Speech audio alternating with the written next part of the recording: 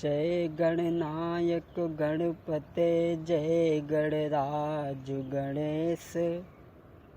जय त्रिशूलधरि त्रिपुरहरि त्रिगुणातीत महेश। जय गुरुवर जय इष्टवर सीताबर हृदयेषु। सुजय जय भारत भारती सुजय जय भारत देश। नमो नमो निरंजनम नमस्कार गुरुदेवता। वंदनम सर्वसाधुवा प्राणामां पारांगता। वसुदेवसुतं देवं कंसचारूढमर्दनं देवकी नंदन कृष्णं वंदे जगद्गुरु। कर्पूरगौरं करुणावतारं संसारसारं भुजगेन्द्रहारं सदा वसन्तं हृदयारविन्दे भवं भवानी सहितं नमामि।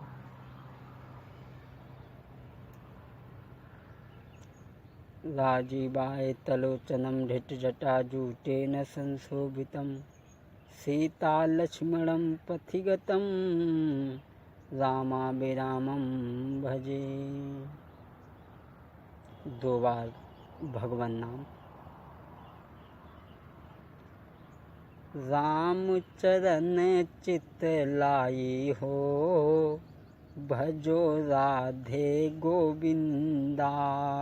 राम चरण चित लाई हो भजो राधे गोविंदा। एक अयोध्या धाम में आया एक मथुरा का मान बढ़ाया। दोनों जगत के साईं हो भजो राधे गोविंदा। राम चरण चित लाई हो भजो राधे गोविंदा। एक सरयू तट क्रीड़ा करावे एक यमुना तट धेनु चरावे। दोनों जगत रखवाले हो भजो राधे गोविंदा। राम चरण चित लाई हो भजो राधे गोविंदा। जब जब मारा तब तब तारा भक्तों को प्रभु तेरा सहारा। श्याम हो या रघुराई हो भजो राधे गोविंदा। राम चरण चित लाई हो भजो राधे गोविंदा।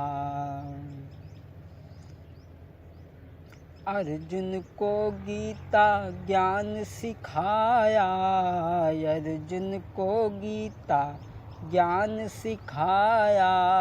सब विधि लियो अपनाई हो भजो राधे गोविंदा।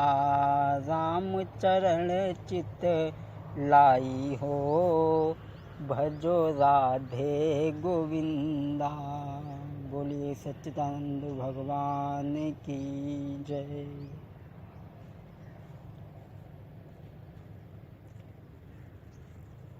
जो हम सब लोगों को राम कथा सुनने का अवसर प्राप्त हुआ है, बड़े भाग्य से। स्वामी जी ने भी लिखा है कि बड़े भाग्य पाइए सत्संगा। जब बहुत बड़ा भाग्य होता है हमारा और आपका, जब कथा या सत्संग सुनने को प्राप्त होता है।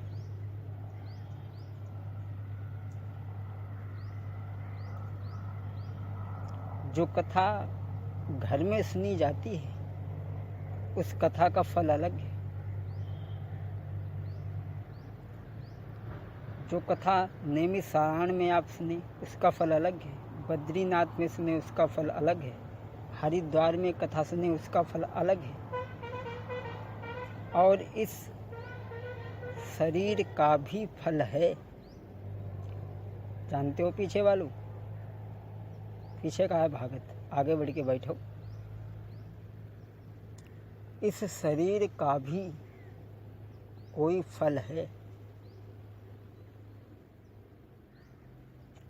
बाबा जी ने लिखा है,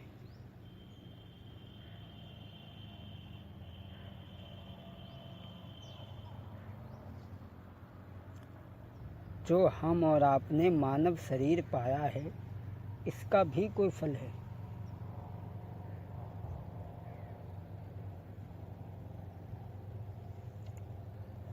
शरीर तो मानव का भी है, शरीर तो कुत्ते का भी है। कुत्ता का चाहते हम कुत्ता न रहे। अपना शरीर सबको प्यारा है। कुत्ता का डंडा लेके रपटावो भाग जाती। कुत्ता का चाहते हम कुत्ता न रहे। लेकिन मैं इस शरीर की फल की बात बता रहा हूँ। देह धरे कर यह फल भाई, देह धरे कर यह फल भाई, देह धरे कर, देह धरे कर यह फल भाई, जो तन पाई भजई रघुबीरा, जो तन पाई भजई रघुबीरा, जो तन पाई। देह धरे का यह फल भाई, जो तन पाई भजई रघुबीरा। इस शरीर का भी फल है। लेकिन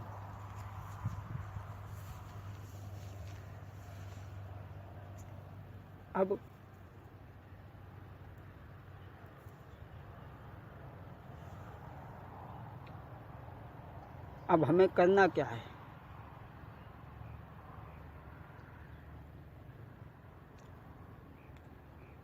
जो काम हम अपने लिए करते हैं वो पाप है, और जब तक जो काम हम अपने लिए करते रहेंगे उसमें पाप लगता रहेगा। इसलिए जो भी कुछ करो वो भगवान के लिए करो।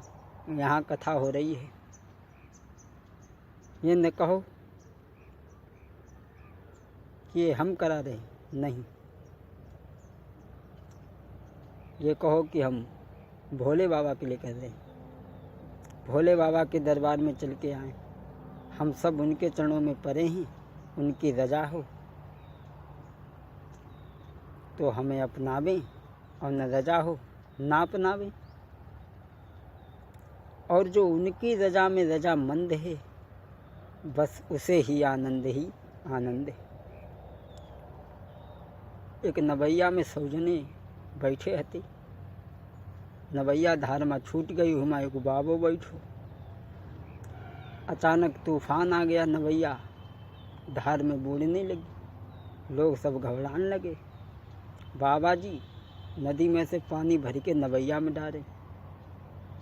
अब चिमटा बजा बई, गा बई कि भगवान तेरी नैया डगा मग डोले, भगवान तेरी नैया डगा मग डोले, डगा मग डोले, डगा मग डोले, भगवान तेरी नैया डगा मग डोले।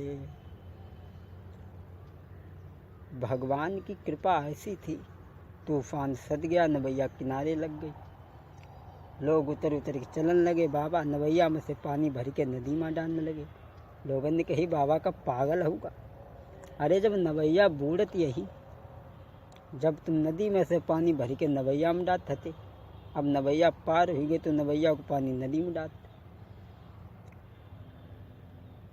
बाबा जी बोले देखो तुम्हें नहीं मालूम, उस समय हमारे प्रभु की इच्छा थी कि हम नवैया का डुबाई दी, तो हम प्रभु की इच्छा मिलावत हते कि और जल्दी डूब गई।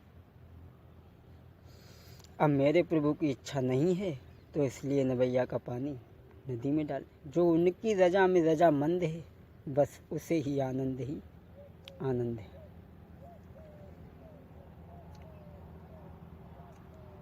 लेकिन अगर केहू से कहो कि चलो यार कथा सुनियावे चले तो लोग का कथा सुनन का चलते। कथा सुनन तो मनता बहुत है तो, लेकिन घर में बड़ो भार हुआ। ये भार क्या है? आओ भार हम बता दें आपको।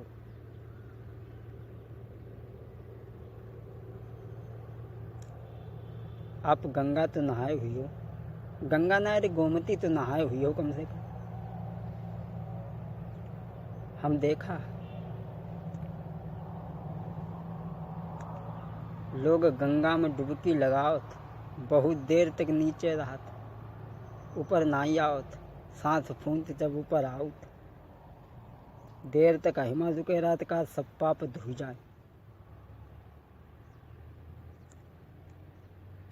लेकिन शरीर का हनबाव, शरीर पापी ना पापी है मन। मनु गंगा जी में घुसन ना, मनु बैठो हुआ जहाँ झोरा झंडा धरो का हाथ कोई ले ना जाए, कोई ले ना जाए। शरीर को साफ कर, स्नान किया, सोचा लाओ एक टिपिया जल भर ले, घरे ले चले। एक टिपिया जल भरो लेके चले, हाथ में पकड़ो तो हाथ हो कचरो जाती, कंधा पर धरो कंधा कचरो जाती। ये क्या हो गया? अरे जब हम जल में थे तब कुंटलों पानी हमारे ऊपर निकल गया, हमें कोई बोझ नहीं लगा। लेकिन एक टिपिया जल भर के लेके चले, बड़ा बोझ हुई। क्या जल बदल गया? ना, हमारा मन बदल गया, हमारे विचार बदल गए, हमारी भावना बदल गई।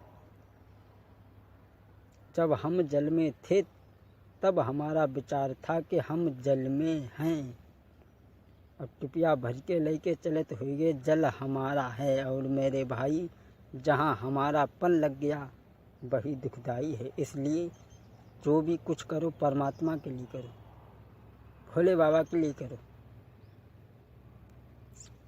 ना वो पाप होगा और ना वो पुण्य होगा, सीधे मोक्ष हो जाएगा।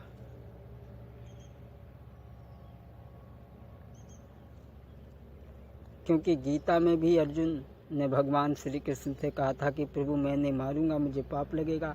तो भगवान ने कहा था अर्जुन, ये जो कुछ हो रहा है और जो करा रहा हूँ ये सब मेरे द्वारा हो रहा है। इसलिए जो प्राणी सब कुछ परमात्मा पर ही अर्पण कर देता है उसे न पुण्य लगता है न पाप, सीधे मोक्ष हो जाता है। और एक बात और सुन लो, लोग कहते पाप न करियो ना। अगर पाप ज़्यादा है तो पाप भोग नहीं हो, अब पुण्य ज़्यादा है तो पुण्य भोग नहीं हो। जब तक पाप और पुण्य का पलड़ा बराबर नहीं होगा तब तक मोक्ष नहीं होगा। मत रहो पैदा हो रहा, मत रहो पैदा हो रहा। खैर आओ अब हम आपको कथा में प्रवेश करावें कि भगवान का राम बनने का कारण क्या है, परमात्मा को राम बनने की जरूरत क्या पड़ी। इस बात को बड़े ही प्रेम के साथ में सभी लोग श्रवण करें।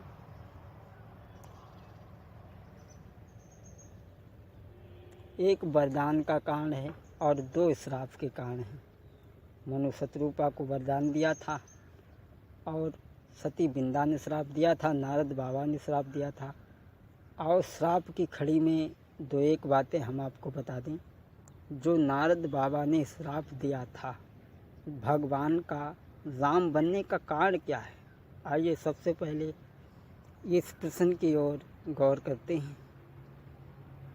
भगवान की पावन कथा।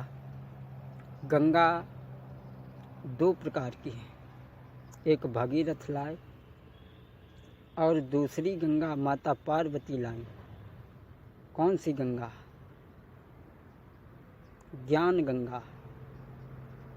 कथा माता पार्वती ने भगवान भोले बाबा से सुनी, जिसे हम